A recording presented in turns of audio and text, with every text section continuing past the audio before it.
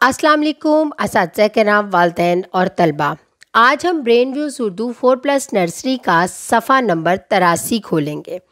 चलिए जल्दी से सफ़ा नंबर 83 खोलें और यहाँ पर मौजूद दी गई सरगर्मी को हल करते हैं। अब यहाँ पर कौन सी सरगर्मी दी गई है? अब यहाँ पर जो हमने कल भारी हरूफों के बारे में जाना था उससे मुतल्लिक सरगर्मी दी गई है। चलिए सबसे पहले हम भारी हरूफ की दोहराई कर लेते हैं। भारी हरूफ कौन कौन से थे? जैसा कि हमें पता है कि भारी हरूफ 15 थे। अब कौन कौन से हैं? चलें हम इसकी दोहराई करते हैं।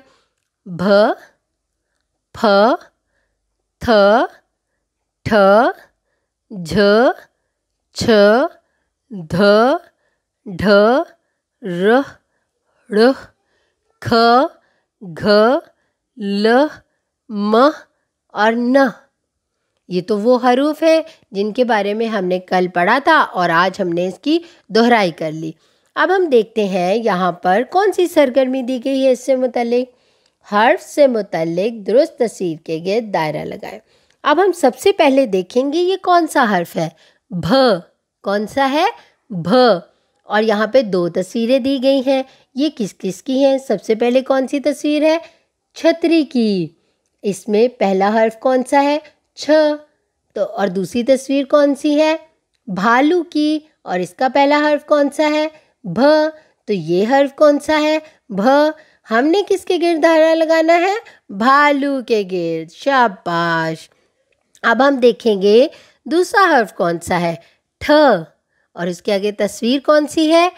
ठेला और दूसरा सरहाना। तो हमें क्या चाहिए?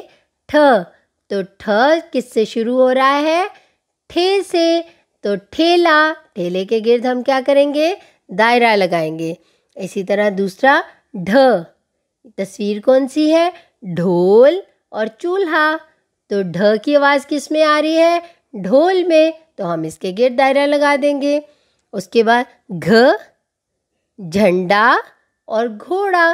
घ की आवाज़ किस में आ रही है? घोड़े में। तो हम घोड़े के गिर्द दायरा लगा लेंगे।